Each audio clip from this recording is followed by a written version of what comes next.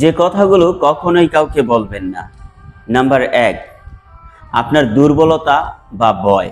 আপনার দুর্বলতা বা ভয় সম্পর্কে কারো সাথে একটি শব্দ শেয়ার করবেন না, এতে করে আপনার ক্ষতি হয়ে যেতে পারে। নাম্বার 2, অতীতের ভুল বা লজ্জাজনক বিষয়।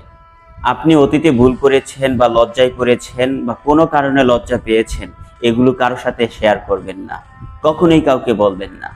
নাম্বার 3, কারো প্রতি ঈর্ষা বা ঘৃণা আছে, এই বিষয়টা আপনি শেয়ার করবেন না, কাউকে জানতে দিবেন না। আপনি মানুষ, কাউকে ঈর্ষা বা ঘৃণা করতেই পারেন, সুতরাং এই বিষয়টা অন্য কারো সাথে কখনোই শেয়ার করবেন না। এটা আপনার নিজের মনের মধ্যে রাখবেন, আপনার একান্ত বিষয় এটা। নাম্বার 4, ভবিষ্যতের সব পরিকল্পনা। আপনি ভবিষ্যতে কি পরিকল্পনা করেছেন, ভবিষ্যতের জন্য কিভাবে উন্নতি করবেন, এই পরিকল্পনা কারো সাথে শেয়ার করবেন না।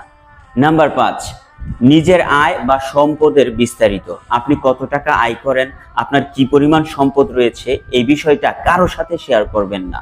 নাম্বার 6, আপনার পারিবারিক সমস্যা।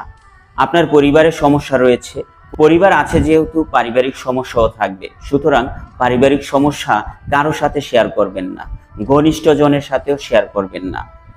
এই কাজগুলো আপনি এড়িয়ে চলুন, আপনি গোপন রাখেন, আপনার জীবন অনেক সুখের হবে।